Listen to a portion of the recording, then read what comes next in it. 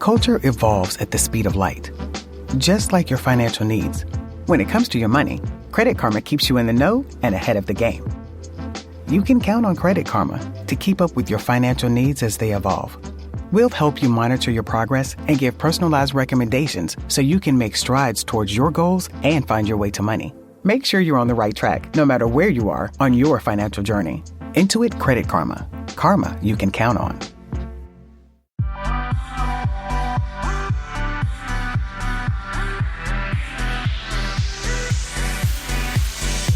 Good? Ooh. We're here. We made it. We're on air. Finally, it's our turn to ask you questions. I know. I feel like I haven't seen y'all since New York City like years ago. Yes, I know. That's Oh, when yeah, the that's last right. time Remember was. we sat on that porn couch? Yes. Yes. Oh, yeah, that's And right. we didn't find it out till we were already been like sitting on it forever. Yeah, that's right. I So forgot. disgusting. That's a long time ago. It was years. Like Yeah. maybe was it before COVID? Yes. Yeah, it was before COVID. Because y'all were y'all at something for Teen Mom? We were probably there for a reunion. Yeah, we were or there for a something. reunion. Yeah, I think, something. yeah. Yeah. But it was years ago. That was so long ago. So how was life? Like, how's everything going? Wow, there's just been so much change since then. I left reality TV. Okay. And why is that? I just made the choice personally for myself to step away from that. It wasn't serving my marriage well, which ultimately ended anyway. Oh, okay. My child was getting ready to start school, and I didn't want him filmed. There was no pay for my child on that show. Oh, yeah, no. Whoa. And so that just accompanied with my parents having some legal issues that were going on. They went to trial, were convicted, and are both in federal prison now. And is that your dad and your stepmom? Or Yes. your biological? So it's your stepmom, not But your she did adopt biological me. mom. Oh, okay. Yeah, because to be honest, we don't really know anything about anything. Like, I know that I know Chrisley knows Yeah. best. I know that all that stuff. But as far as like the details, I don't know anything. Yeah. Like, so, I don't know. I mean, anything about obviously, what I happened. did see it in the media. I did see about like your parents and all of that, but I didn't know the nitty gritty of it. Yeah, and all, even you that know? though is I don't understand really what happened or like what. Or were you involved in all that, or were you like not? Oh, talking in the to legal them? stuff? No, I was not Okay, involved. okay, got I was it. not involved in that. Yeah. It was just them. None of the kids were involved. I mean, involved in the sense of like going to trial and stuff. We Okay. were all there. But as far as like the legalities of the situation, my parents were indicted. Okay, but like, how did all that start? Okay, take me back because I don't know how, like, where. Whatever you feel comfortable. Yeah, with. obviously, Anyways. but like Chrisley knows best. How did Yeah, that even happen? Like, Yeah, what- I want to go from like to the beginning. Like, how did your Okay. family even? How did that ever Yeah. even happen? Was reality TV brought up to them? Were you guys always a known family before that happened?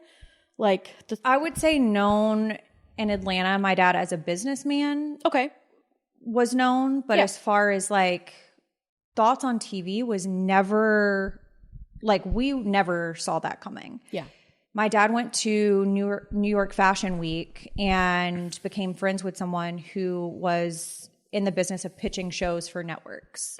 okay, And she became privy to like a lot of family stuff that was going on and the intricacies of the family and the dynamic. And so he was asked if the family would shoot a sizzle reel. And had no idea about anything about TV. So he's like, you got to tell me like more about this information. At that time, I was not even in communication with my parents. Oh, okay. How old were you about that time? Yeah. I was in a sophomore in college at Okay. that point. So I guess like 19, Yeah, so older, 20 yeah. years old. My parents, I grew up in a very religious household, very conservative Yeah. household. I lived at home for 1 year, my first year of college. And my dad had made a deal with me that if I got my grades and was able to maintain my college life, aka not drinking and not sleeping around, Right. then they would buy me a condo. Okay. So I kept up my end of the deal, go into my sophomore year, parents buy me a condo, and I started letting my boyfriend sleep over. And my dad found out about it, and he was like, that's not going to happen. So I made the decision for my own life. I'm an adult. Yeah. I'm doing this on my own. I went to school completely on scholarship. My parents paid nothing for that. And I think that a They lot paid of people... They paid for the condo, but didn't pay for school. No. There was no... That's weird. No money for school. I was the first child in my family. Actually, I was a first generation college student. Oh, wow. Good for you. Yeah. And so it was very important to me. And I moved in with my boyfriend at the time, which then became my husband. Yeah. So wait, so your dad kicked you out of the condo also? Or did you just decide to leave? I decided to leave. Oh, okay. I knew that was coming because I was not going to change my lifestyle or anything that I was doing. So inevitably that was going to happen. Yeah. So I guess probably that was me trying to control my own destiny, I guess. Which I get, yeah. And I was like, well, he's going to make me leave anyway, so I'm going to just go ahead and fucking go. Yeah. So I had 2 vehicles at the time, put the keys on the counter, left all the contents of the condo, just took my personal items, went to my boyfriend's house, stayed there for the rest of college, got married my last semester of school, and got pregnant within 6 months of being married. Oh, Wow. shit. Yeah. How long were you Super with your fast. boyfriend before, like, graduating college? Like, how long were you with him in total before you guys got married? Well, I had this great idea whenever I was going to school that I was just going to be a sorority girl. Like I was just going to live up this like college experience, and I was just going to go to school and party when I wasn't going to school. Yeah. I started school in August and I met him in September, and then we like never broke up. So I had a boyfriend all through college and then ended up marrying him. Okay, Him wow. and my dad did not get along at all. Really? Okay. Definitely cut from different cloths for sure. Like, why did they not get along? I think that they just came from very different Like views and stuff? I would not necessarily say views. I think it was more so like my boyfriend was on the baseball team. My dad was not into athletics. Okay. You know, he was a businessman. He thought that my boyfriend in college should have been on a job, and his parents were like, as long as you keep your grades and you're eligible to play baseball, that's the only job that you have to have. And so I think that my dad just wanted me to be with somebody who was a working man. Like him? Is that what kind of what you felt like? Like you want, like, okay, so when you say businessman, like that, what, real estate, was it, what was he? Yeah, so Okay. he owned an asset management company that was a liaison between when foreclosures happen, like the bank and then the new buyer. And so that's what his company did. They acted as the liaison to liquidate those assets. So he was very, very successful in that. And then he was approached for the sizzle reel. Yeah. And he was like, I mean, I guess we're going to do it. And of course, you guys know TV. Y'all are veterans, so I don't need to tell you anything. They sell you this dream, right? Oh, yes. It's like, oh, you're only investing like 7 days of your time. Something might come about, something might not, but it's just 7 days. Which that part is true. Like they don't even know if, you know, the higher ups are going to like the sizzle reel. And so then it's like a very long 7 days of work. And then it is. Yeah. And you don't know what to expect, right? No, you don't. And so you walk into this situation and you're like, what the fuck even is this? Like, Right. What the fuck's happening? there's mics and like all these cameras around and no one knows what the hell's going on. And we don't know what's actually going to happen. So my dad had already been in this mindset of this show was going to get picked up. I don't think that he knew how it was going to happen. I don't think he could see that far into it because he didn't know TV in that way. But I think that he knew that there was enough dynamic there that someone would be interested. Yeah. So he immediately already went into producer mode, and he was like, you need to take off your wedding ring because you're not going to know you're married. You need to who? wear... Who's he telling this to? me. You? Yeah. Oh, wow. Really? Yeah, so he immediately For went what in- reason, though? What was that? Why? Because he wanted it for season 1. So if it got picked up, Okay. that it would be storyline for season 1. So he was like, take off the wedding ring. No one's going to know that you're married.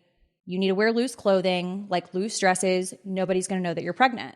So for this entire 7 days of filming the sizzle reel, no one knew that I was married. No one knew that I was pregnant. Okay, how did that feel for you, though, to have your own dad say, hey, like, pretty much hide who you are. Don't, like, that, I mean, did you almost feel like, what did you feel like? Well, I walked from the sizzle reel. Okay. You're like, fuck this. Well, yeah, it was a little more than that, but Like, yeah. you guys, like, got in a fight about it. Like, Yeah, it was a big deal because I was now a part of 4 or 5 days of the sizzle reel, and then I walk on like day 6 or 7, and then I'm being threatened by this production company that they're going to sue me for $40,000. Mind you, I am just coming out of college.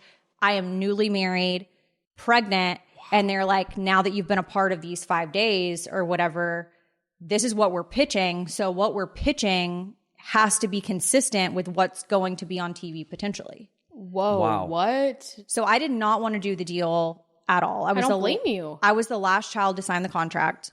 How many children, like all siblings. siblings? 5. Okay. Oh. Wow, dang. Okay. Yeah. So it was all of us, like as a collective.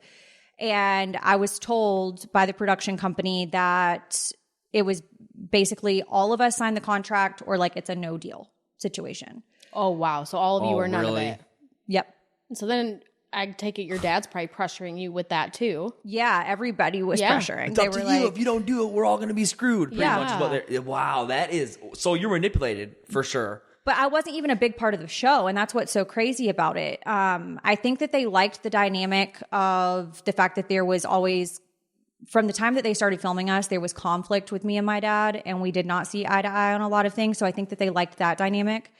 I have a brother that's 15 months younger than me that also deals with substance issues and pretty much always has for as long as I can remember. And so they liked that dynamic too, because obviously they like filming that kind of stuff. It adds a different view, right, of things. And then 3 children that were still in the home.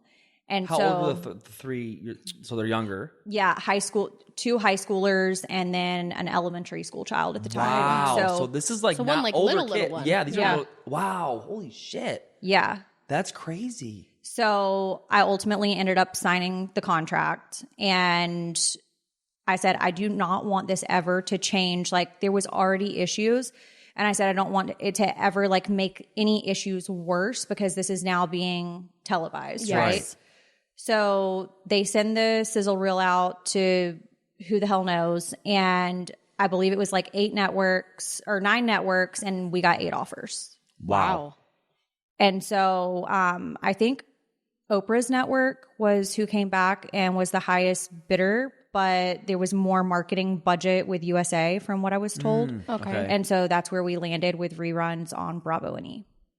Wow. That is okay. So then, crazy. and so because I never watched the show ever. So the show just follows your whole family, your siblings and everything. So did they get involved in your marriage? Like, when did they, like, how did they announce it? Hey, now I'm married and I'm actually having a kid. So actually it was found out before the sizzle was even done because, again, when you aren't familiar with being on TV, when you're wearing mics around, right? Oh, Yeah. okay. You forget that you're wearing Right. mics. Right. And you just speak like how you normally would. Yeah. So I'm sitting in a makeup chair getting hair and makeup, and my dad and I are having a conversation, and production is listening to what's on the mic. Right. And they find out I'm pregnant and I'm married. Wow. Yeah. So it like blew up the whole spot. I did not love being on reality TV. And that's why Kale and I decided to start the when I left reality TV, I kind of sat out 6 months and I was like, I need to truly decide like what it is that I wanted to do.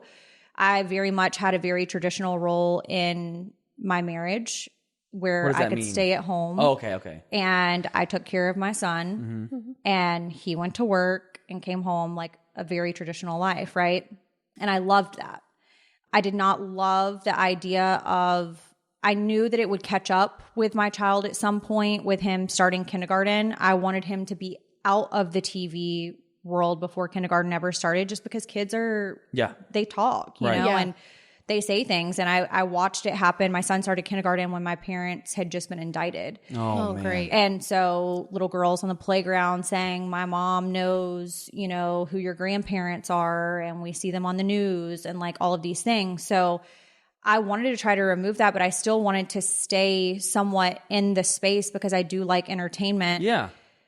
But I was not okay with the idea of having a production team tell me what the actual narrative of something was that wasn't. And that's why I love podcasts. Right, because it's freedom. I have freedom to control my story. Because like you said, I mean, obviously, I don't think people really realize who are not involved in reality TV that, like, I could say one thing, and then if these higher up producers don't really want to go with that route of the story, Or they want to twist it. yeah, into then they something will. different. And then you're kind of at the mercy of whatever ends up on TV, because it's not like we get to watch each episode and kind of we say, yeah, that's cool. That's like, we don't get any say so in what's aired on TV. So we have to like just kind of throw our hands up. Well, and and it's surrender. hard because after you have filmed something, and you guys know this all too well, you film something and it's cut and sliced Yep. to benefit whatever, might not even be your producer, but it is an exec that's at the network that's like, hey, this is what we're going to use. And it's like a snippet of a conversation and not the full picture. And that's why I like the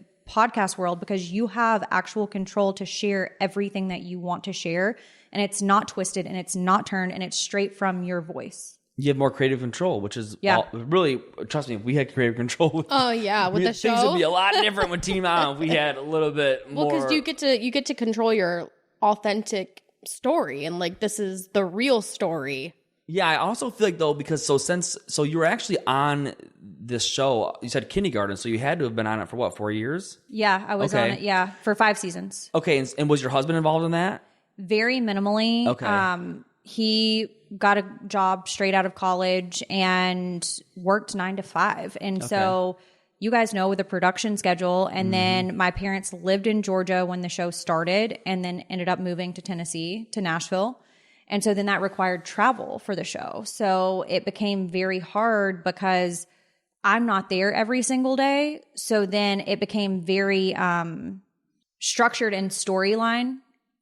Of this is what you're participating in instead of it being actual real life. So it never felt authentic. Real. Yeah, right. Right? Because it's like, okay, well, you're coming here for these dinner scenes and for this play date and for this sleepover. And it just didn't feel, it wasn't authentic. It didn't feel, you're not aligned. I mean, you're not aligned with reality in that point because you're just kind of doing a job. I'm like, with my family, which is my family, weird, my real family. Yeah, which makes it even weirder because I'm assuming your other siblings are all involved in this too. So are you close with them? Are you like... I'm not. You're not at all? I'm not. So you're estranged from all your siblings? From all of my siblings, wow. I am. I just think that, and it's nothing negative against them. I think that we can live in the same space in entertainment. My sister also has a podcast. Oh, okay. We can live in the same space doing the same things and not necessarily agree or align. And it's no hate. It's no ill will. It's just we don't serve each other in each other's lives. Yeah. And do you feel like the show contributed to that? I do. Yeah, I do.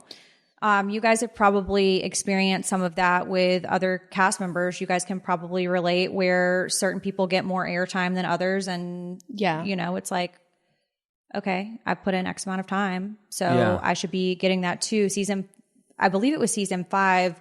The producer that was, that I worked with on the show had come to me and my ex-husband, now my ex-husband, he was not my ex-husband at the time, but came to us and asked if we would be willing to take some of the episodes for storyline B.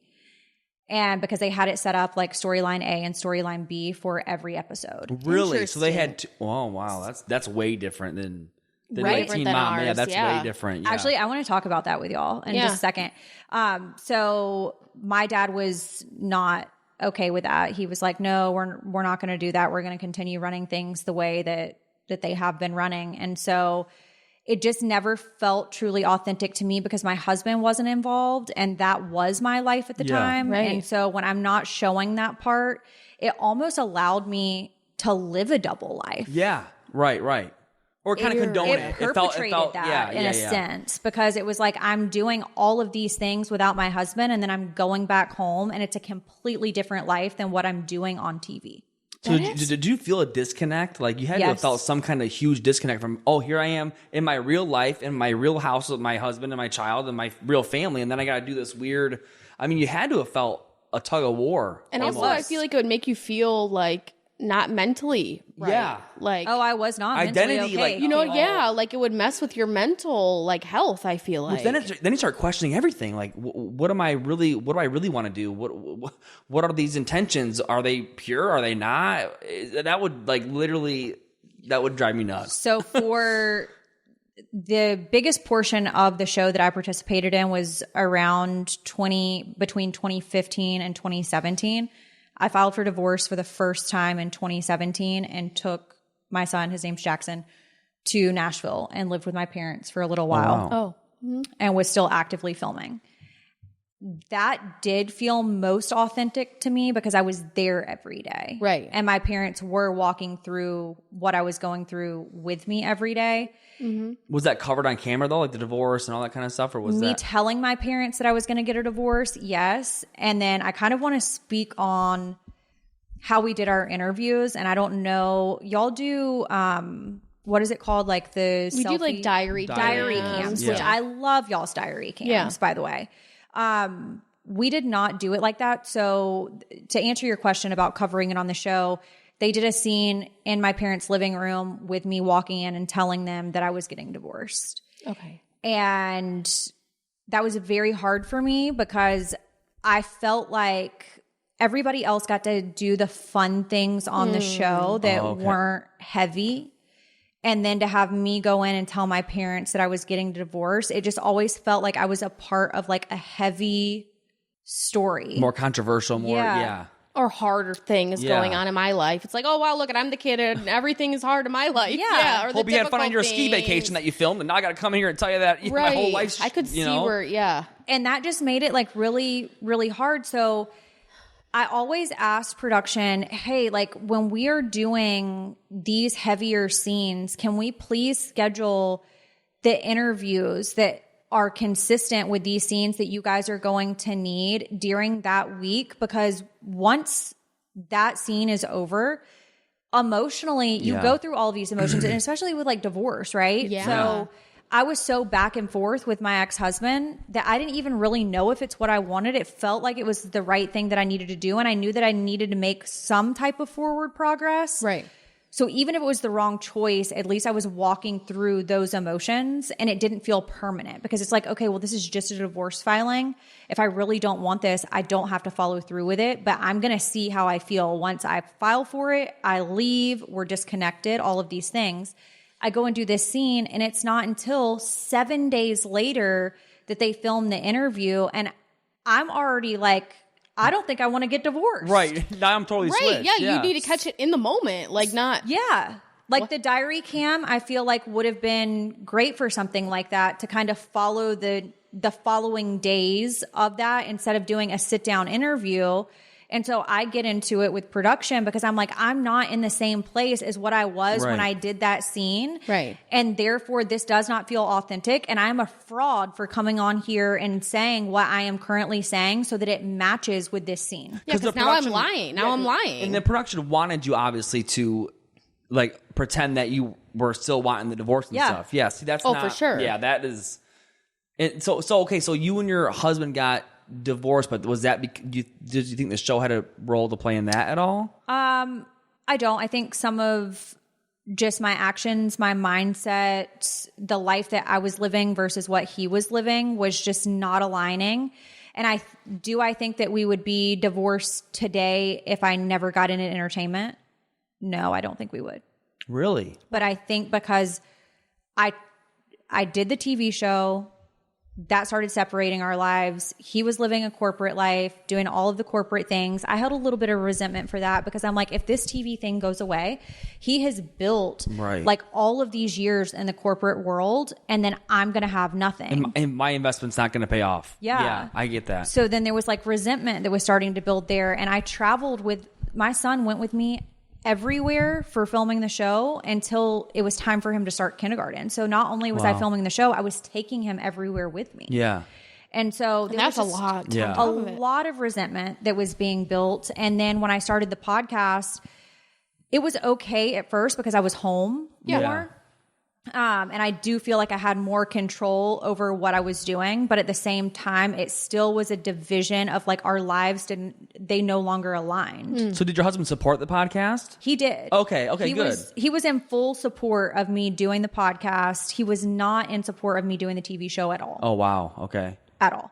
So he felt like it was not a good idea for you to keep doing the show. Yeah, he did not. It sounds very toxic. Yeah. Mm-hmm. And it almost sounds like unnecessary, like almost like tug of war. Like your family wants you to be this certain thing, and you're like, okay, I'll do it, but I'm not, but I will, because it's like, how do you even know or be able to differentiate what's authentic to me and what's not? It almost would to me, it almost felt like it'd create some kind of identity issue. Like, I don't even know. I did have that. Yeah, like, what's real? Who am I? What do I really want? Because now I'm all confused, and you got everything coming in different ears. Like, that's got to be, like, stressful. Well, I wanted to fit into both places. And I think just a child coming from divorce, my parents divorced whenever I was 6 years old, and they had a very toxic divorce. Like, they still hate each other today, and they've been divorced for... So, like, your biological mom? Yeah. Okay.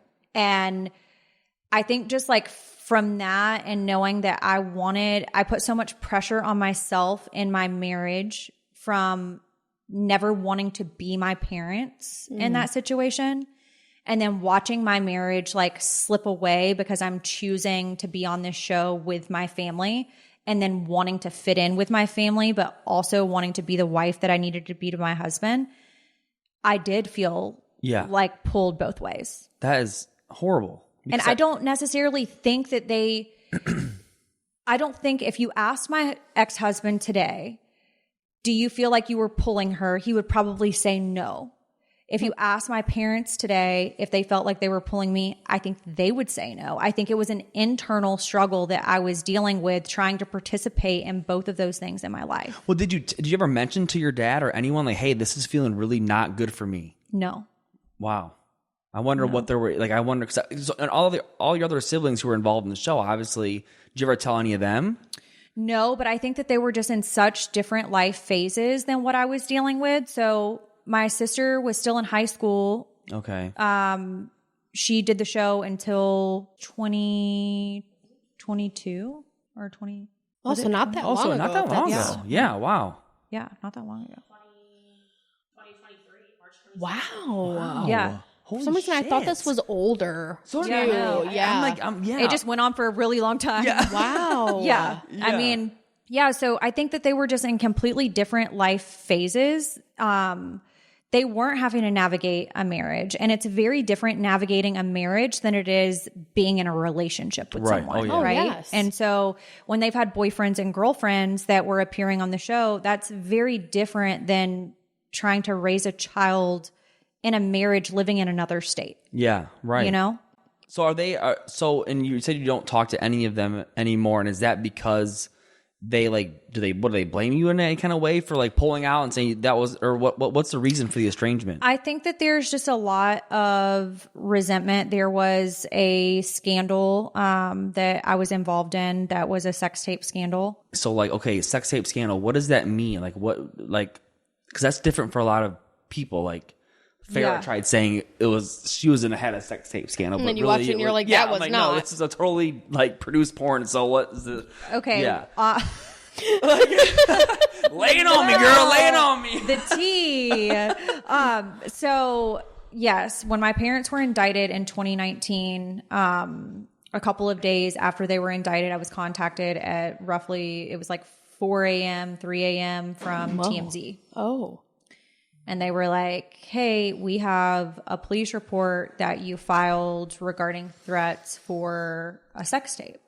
Oh. And So you've already filed. yeah, because I had been made aware. Oh, wow. Okay. So I went and, per my attorney's advice. Yeah.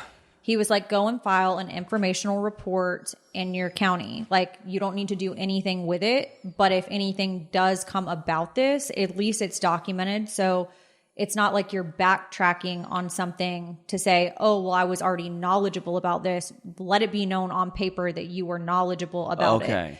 There was no charges that I was trying to press, like nothing like that. It was just strictly like an informational report that I had been made aware of. I've never even heard of an informational report before. Yeah. So, wow. Kind of like a paper trail. Like, don't all of a sudden it gets leaked somewhere and now you're trying to backtrack and say, I was aware that they had this or they threatened me with it. Yeah. Exactly. Yeah, you're on it. So I get contacted. I'm assuming that what happened is that once my parents were indicted, they started looking into all kinds of stuff, and people started leaking stuff to media outlets. TMZ got this, and I shit my pants. Yeah. Because I was like, oh shit, I only filed this as an informational report. Like, I never wanted anybody to know anything about this. While I was separated from my now ex-husband, I dated a guy who was on The Bachelorette. Okay. Mm-hmm. I spent the night at one of my ex-best friend's house. She had a dog cam in one of the bedrooms. Weird. Oh my God. Yes. And supposedly was trying to shop a dog cam video of me and him. He had just come off of JoJo Fletcher's season of The Bachelorette. He was the runner-up of that season. And I think because I was still on the show or had just recently been on the show and he had just come off that season, that, I don't know, somebody maybe thought they were going to make money off of this, right? And that's how it came about. Wow. This is your ex-best friend. My ex-best friend. So she secretly put a camera in your bedroom that you were staying in, just in the hopes that she would catch you guys doing something, and then is trying to leak it. But you're saying doggy cam. Like, what is... Well, she claims that she never had the video. That's what she told the FBI, because we were all interviewed by FBI. Oh, wow. Okay. She claims that she never had the video, and that if she did ever have the video, then it would have been deleted because it was on a puppy cam that she had for her dogs in her house. And that it deleted every like 30 days or something. Yeah, to like free up storage or whatever. Yeah, Okay. yeah, exactly.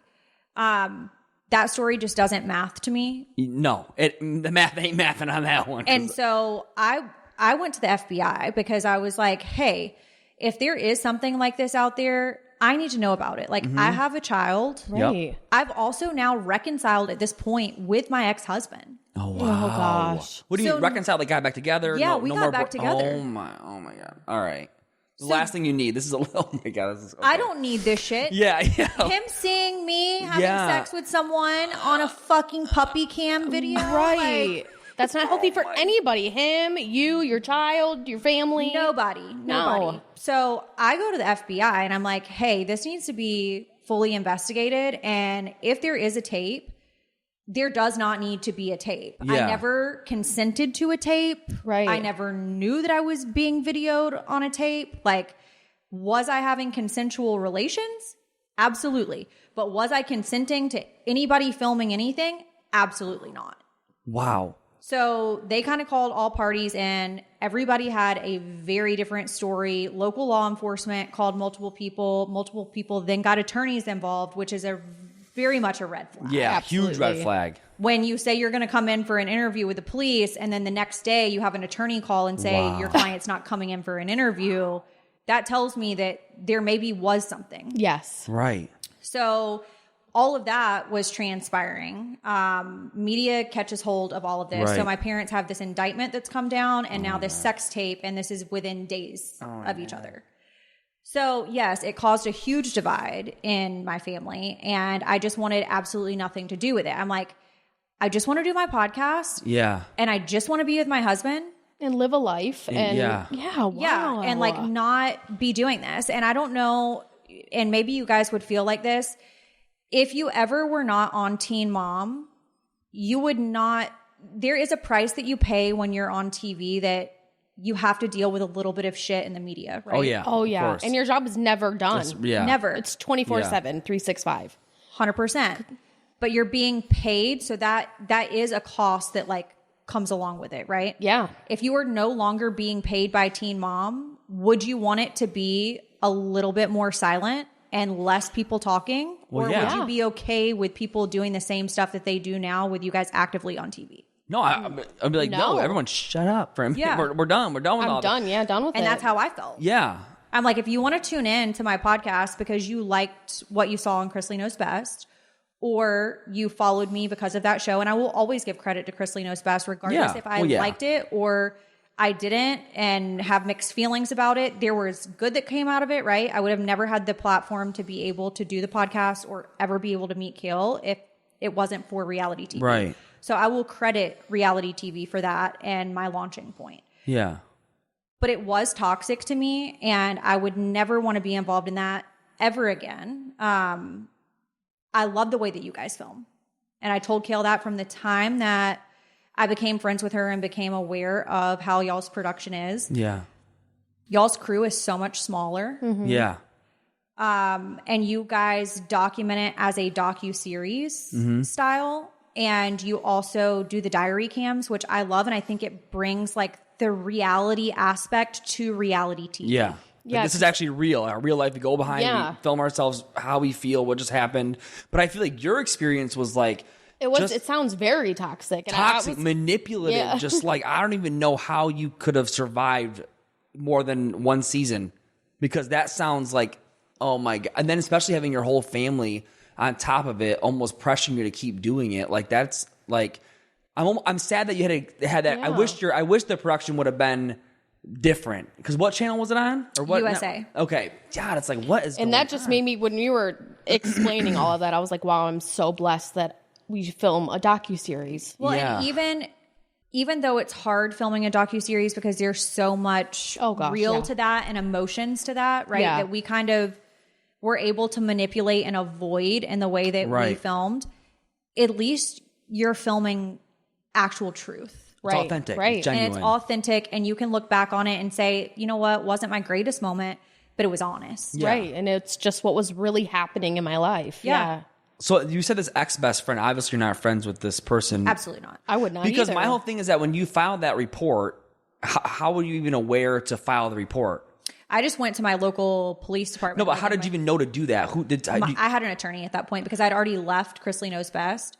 So I had to hire an attorney to get out of my contract, because they did not want me to be able...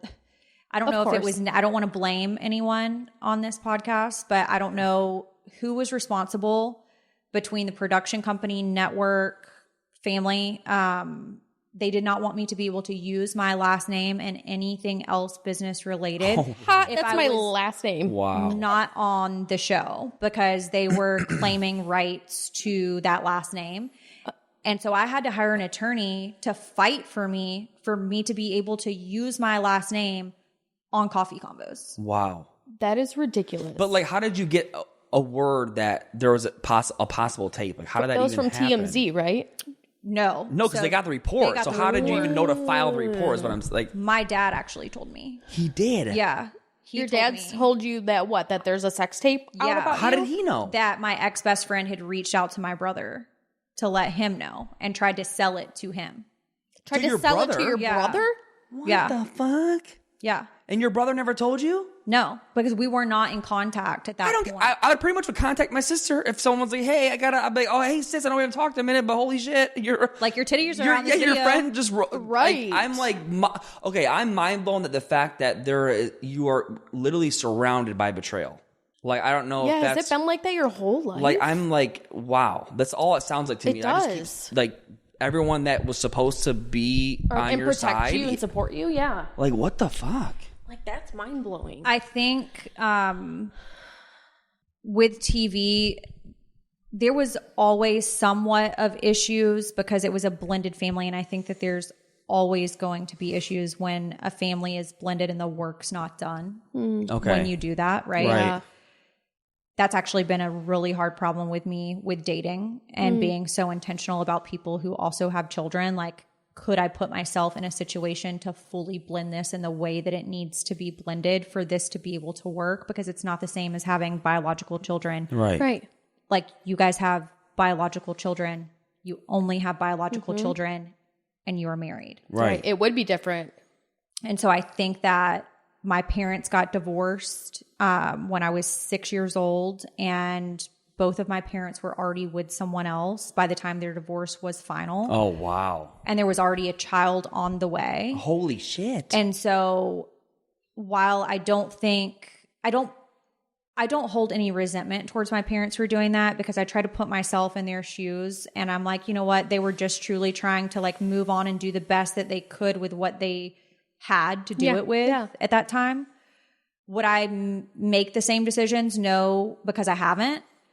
But also, would I have made some of the same decisions that they made if I didn't have that trauma from that? Right. Oh, exactly. Like, I would literally, while you're talking, I was thinking in my head, I'm like, you went through a lot of trauma. Yeah. And you're only 6 years old when that first happened. So then you're witnessing this divide, and you're almost too young to even understand fully what the hell is happening. To comprehend, like, your brain's not developed enough to be able to comprehend what's actually going on. So it was almost like a family was split, and then other families were created within that split simultaneously. Right.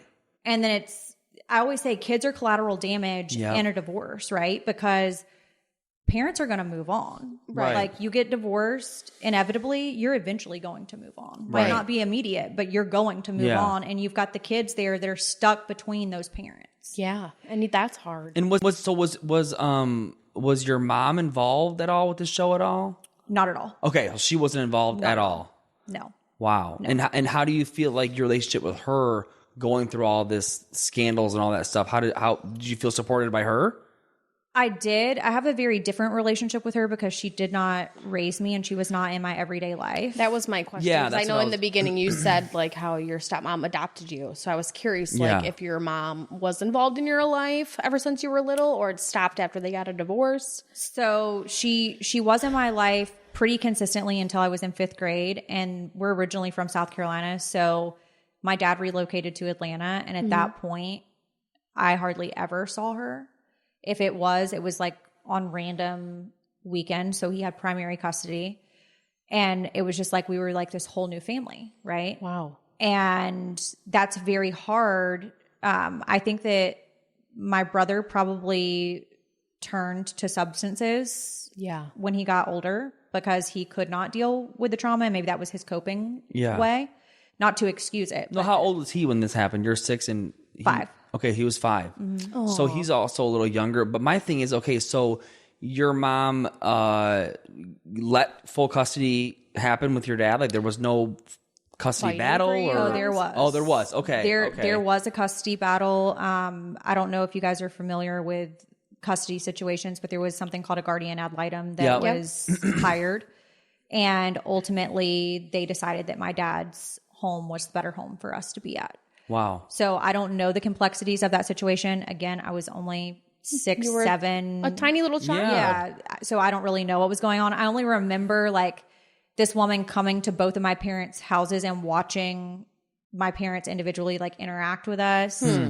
Okay. And then we would go off with her and she would, you know, like ask us questions or like take us to get ice cream or whatever. And it felt like a long period of time, but I don't really know if I understood the length of time at that point. Right. So it could have been like a month. I don't know. Yeah. But then ultimately it was decided that we were going to live with my dad. And you never asked your mom after all this happened, like, hey, what really happened? Like, why did you not get custody? Why did you not, fight more or come see me more? Like, did that ever get like addressed between you and her? Yeah. So when I finally was able to fully address it with her, because I never wanted to address it with her until I was ready to do that. Right. Absolutely. I was not willing to have conversations. And that's your right. Angry. Mm-hmm. Yeah. That's your right. Frustrated and mad and hurt. Yeah. Because I think every child wants to be with their mother. Well, when you were explaining all of that, like, I couldn't imagine just being a 6-year-old child and having this mom for 6 years and then all of a sudden she's gone and I'm taken from her and I don't have any of the answers to why. Mm-hmm. That's super traumatic in itself. That's actually why I loved y'all's story on Teen Mom with Carly, because I just feel like that's such a healthy decision, as hard as that decision is to make.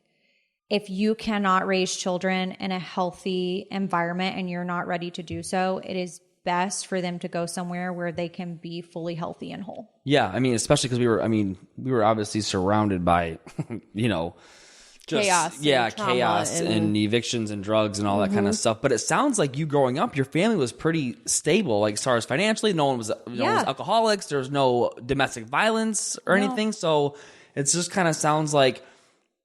I mean, I'm just kind of confused on where your mom's role in all this was when all this was going on. Yeah. She very much stepped away, I think, and accepted defeat. Okay.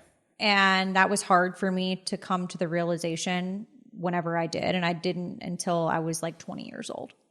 Wow. I don't know if it was that I didn't want to know it or I just like wasn't ready to accept it or maybe not ready to address it. I could never imagine being in that situation now that I am a mother, but I also give her a little grace just knowing the dynamic of the situation with her and my dad. And I feel like she has done her time in the sense of dealing with the trauma that I have and my brother has. She's had to deal with that in very different ways. Oh, I bet. Well, right, because is your brother still actively, is he still like having issues or? Some legal issues, but not substance. Okay, issues. so he's sober as far as you know. That's as far good. as I know, he's sober. But there have just been things like that she has missed out on so much in life. And I had to accept through therapy that because she missed out on those things, she can never get them back. Yeah. And relationship that I think that she longs for today is something that she forewent then. Mm-hmm. And those are just things that once it's gone, the time's gone. You know, it's like I'm never going to be 7 again. Right. I'm never going to be 13 and starting my period. Yes. You know, like Right. Or going to my first high school dance with a date and going to pick out dresses with your mom and all those things that you miss out on. And all those things that you actually like went through, like were you close with your stepmom at that point through all that stuff or? I was, and she was a very good stepmother and she stepped in the ways that my dad allowed her. But I do hold a little resentment towards my dad for him not allowing her to be the mother to me that she could have been because he definitely had parameters. What parameters? Why is he setting boundaries ways, around his children? So she was never allowed to discipline us. So if we ever did anything, like let's say we were out shopping or something and she had all of the kids. If I did something, then it was a required call to him or for him to address it whenever I got home. She was never allowed to take that on, which made me automatic. And I don't think he did it. I think he felt like, okay, these are my children and I want to be the one doing that. But I don't think that he realized during that time because I think he was still growing. I mean, he was 21 whenever I was born. I think he was still growing just like I was a growing kid, right? And so I think if he did it differently now, he would be like, I would have allowed her to do that because then Lindsie would have felt like she was a part of the other kids. But when she's reprimanding her birth children. And then not me, And then I have to go home and then deal with my dad, it just felt like a divide. And it actually maintains a disconnect at all times. It's like, kids, obviously no kid likes to be punished or disciplined. But on the other side of that, the discipline is coming from care. Mm-hmm. And so it's like it would have been beneficial for you because you would have felt like, I know no one likes being punished, obviously, but like you would have known you care about me. It's why you want to discipline me and make sure you correct me or whatever. And the fact that you had to just sit there and like wait for your dad or whatever, that's like that's also torture. Yeah. I gotta wait for my inevitable, ass beating or whatever. You know what I mean? Yeah, like damn. It's like everybody says from the South, wait until dad gets home. Mm-hmm. Yeah. Like there is no worse fear. Yeah. Other than the fear of God. Right. Then dad coming home. Yeah. My dad's name's Todd. I always say the fear of God and fear of Todd. Okay. So how many between your your biological mom and your dad, how many kids do they have together? Just me and my brother. Okay, and then so the other ones are got it. All right. The other 3 are with my dad and my stepmom, but I don't really know. Like she's my adoptive mother. Right. I know. Even though she is my stepmom, she did adopt me. Yeah. And so and you consider that's your mom?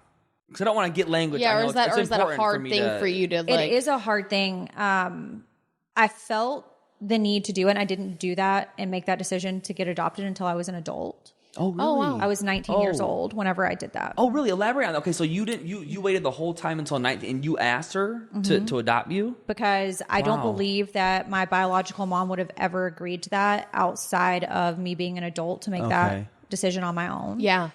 And it felt, at the time that I did it, it felt like I was for the first time in control of something in my life and made me feel like if I do this on paper, my birth certificate will be destroyed. So all of my stuff will look exactly like the other kids. Yeah.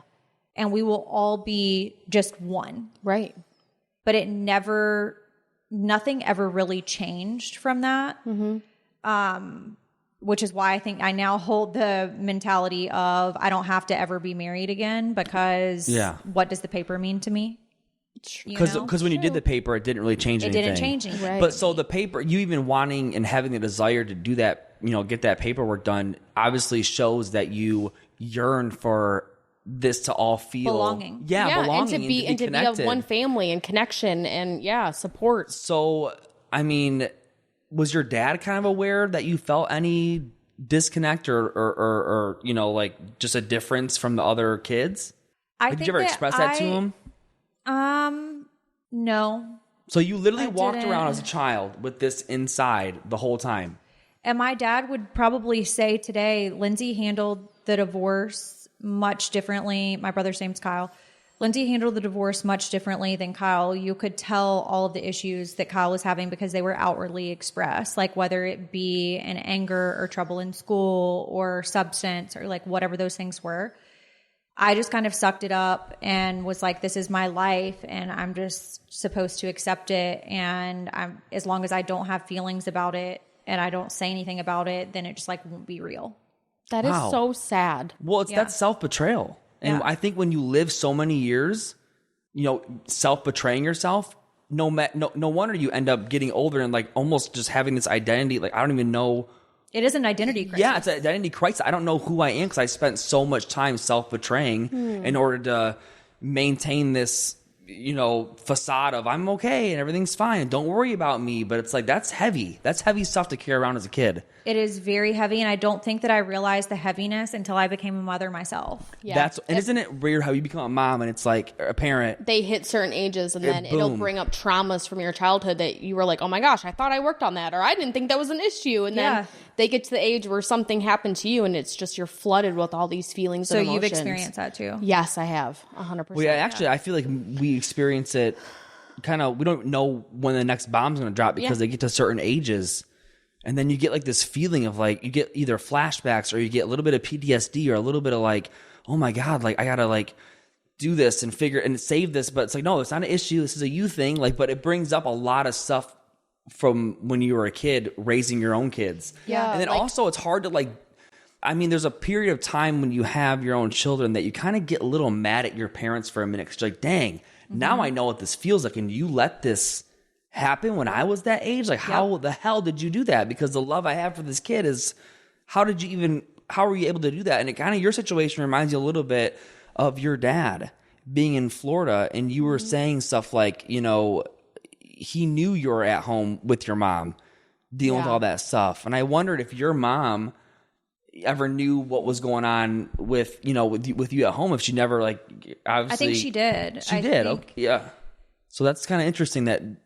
I don't think that it was necessarily aware of the complexities of the things that were going on. I think it was the defeat. And I think once it's an out of sight, out of mind situation, some people can do that, right? Where it's like, I would never be able to understand it because I'm a mom now, but it's like some people do. And it's mind blowing, isn't it? Because you're a parent. You're like, dude, mom, how did you do that? How did you sleep at night? Yeah. How did you do all these things? I can't. Yeah. Cause we always talk about like, there's certain things that like her dad didn't move to Florida and started his whole family all over again. And she was left with her mom.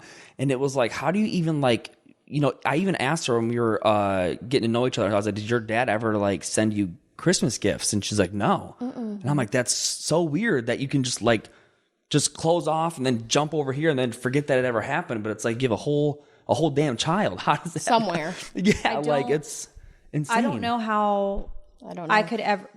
And it's hard to give grace in those situations when you can't understand it, right? Yeah. It's really hard. I can't understand ever doing that. So I don't know how to give forgiveness in a situation that I can't understand. It's hard to sympathize if I can't wrap my head around it. It is. And it's hard to have empathy in those situations because that it's just something that you never could imagine yourself doing. Yeah. And so that's definitely something that I struggled with as a child, knowing that I couldn't imagine. And I just know as a mother in a co-parenting situation where I'm sharing 50-50 custody, right?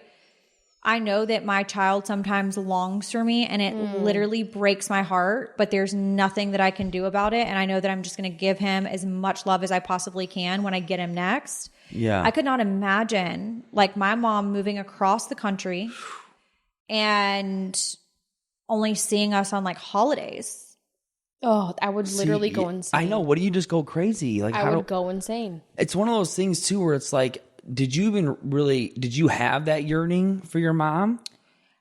I think that I probably subconsciously did, but I don't think that I consciously did. I think that I was just doing every day. I think it's, I think you were trying to survive. Yeah. Yeah.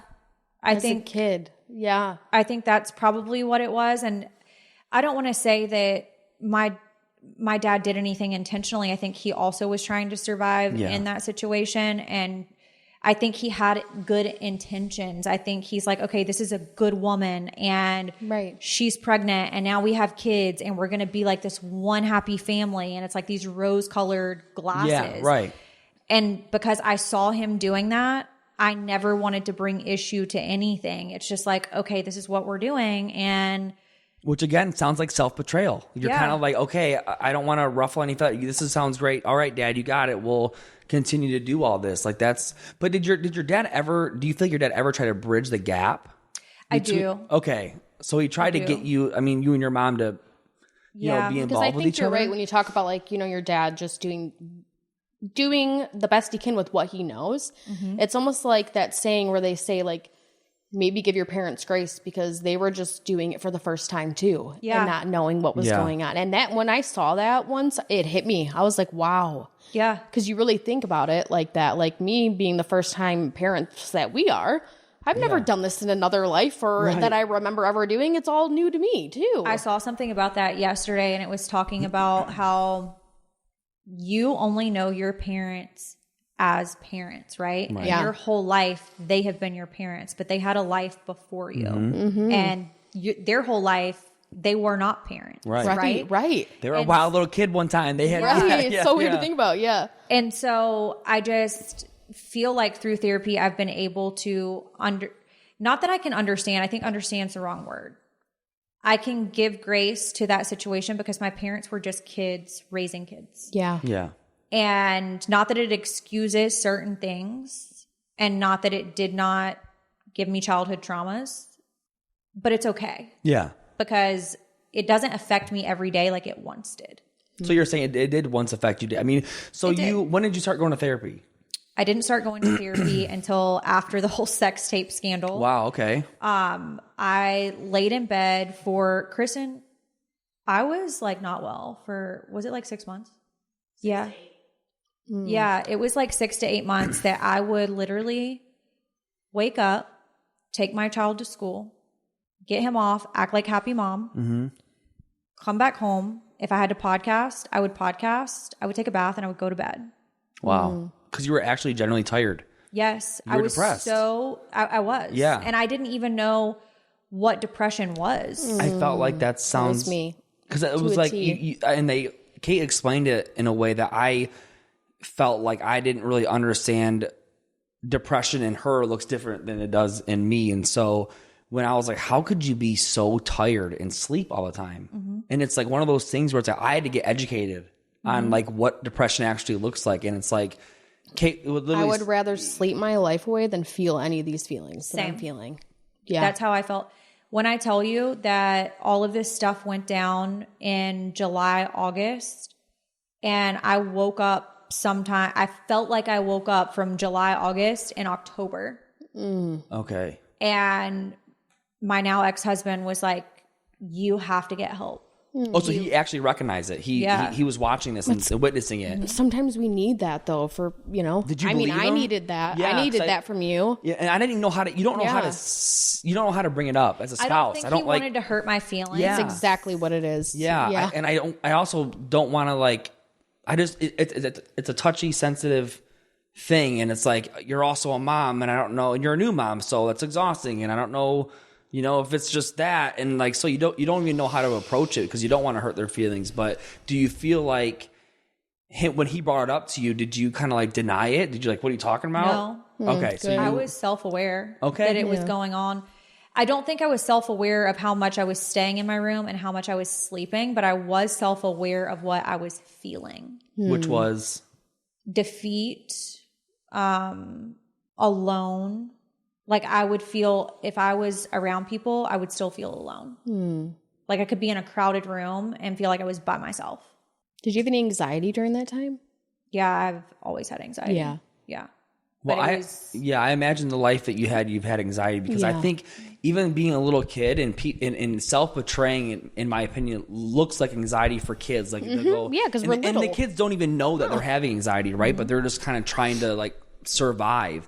And I almost feel like with your story so far, it just sounds like you were almost forced on both sides to just kind of always be robotic and not like engage in what you're really feeling. It was more or less emotionally monitoring, making sure we're good. Even when you talk about getting up and taking your kid to school and kind of putting on this, I'm a happy mom, everything's great. And then you go back to your cave and you you know what I mean? Be the real. Exactly right. Yeah. Like that's exhausting. And then I didn't want like people on the podcast to know I was depressed.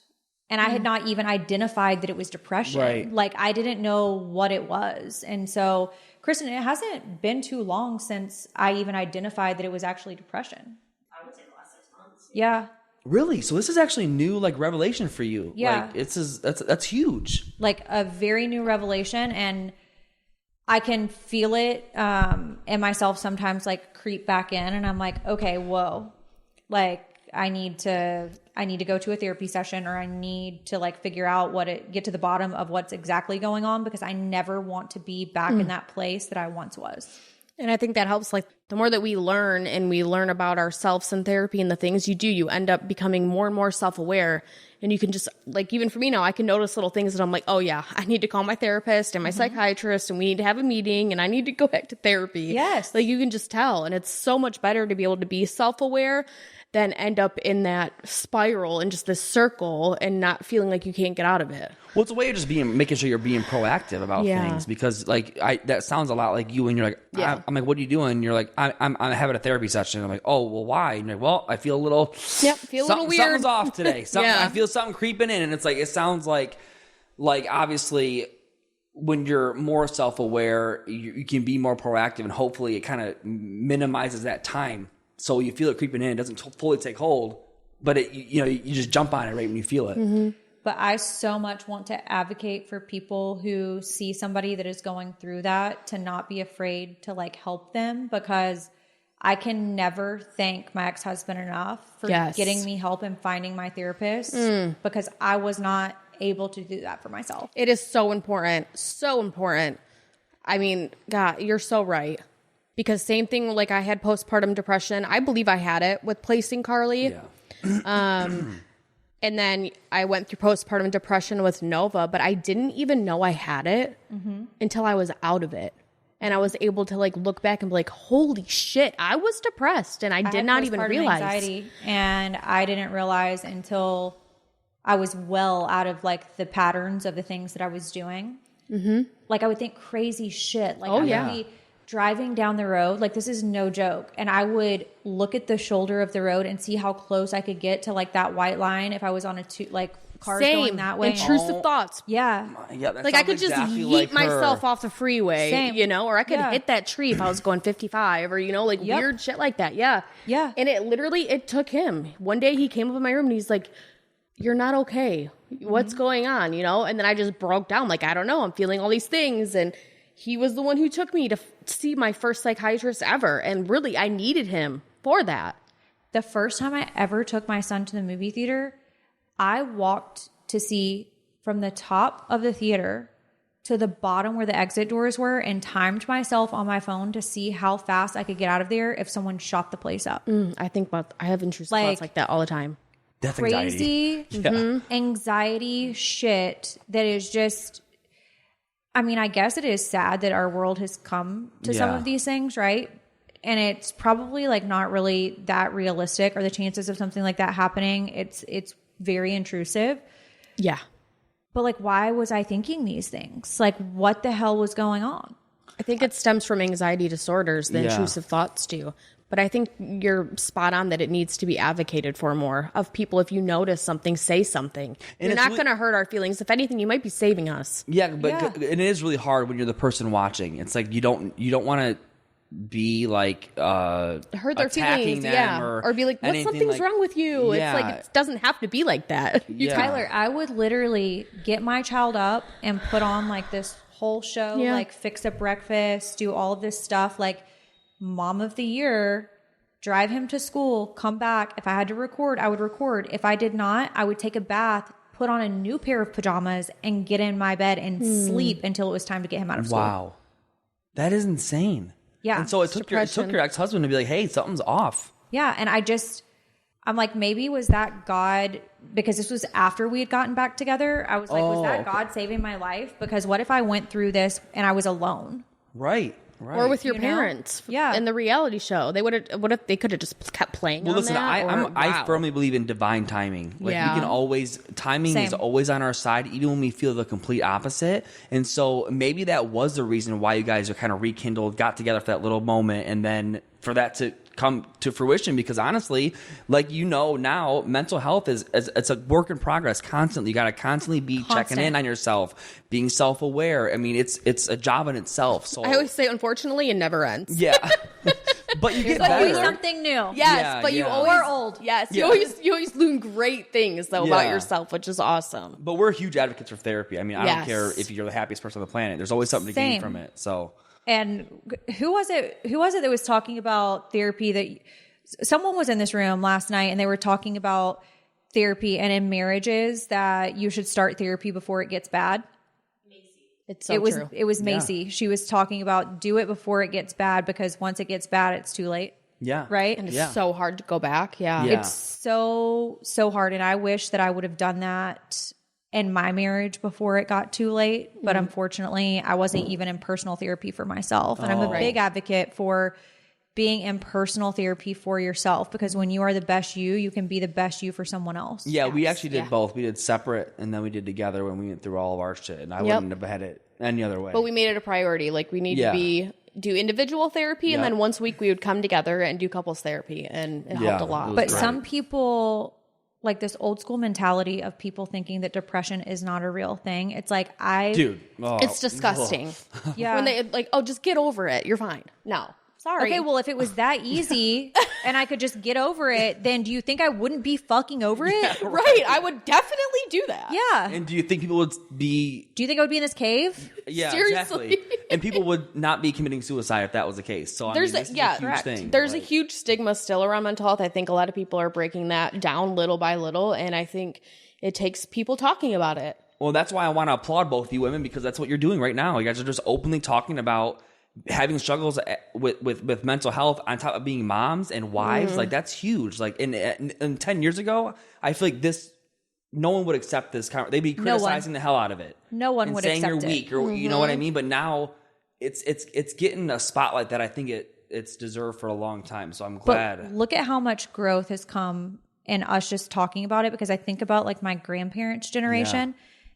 No one talked about therapy. Like, that was not a thing. It was like, you just be better. Well, they're like, if you go to therapy, you're too fucked up. It's like or you're such a psycho. stigma. You're a lost cause. Yeah. Or grandma just hides it forever and ever, and then one day it just explodes. So look at us just being out here, mental health advocates. Yeah. Right. Thank y'all for having me. Thanks for coming on. I've learned a lot of things about you. Do y'all have Instagram? Like, oh yeah. I mean, obviously, like your personal Instagrams, I know that, but like, does your podcast? Cate Ty break it down. Yeah. Instagram, TikTok, all that good stuff. Yeah.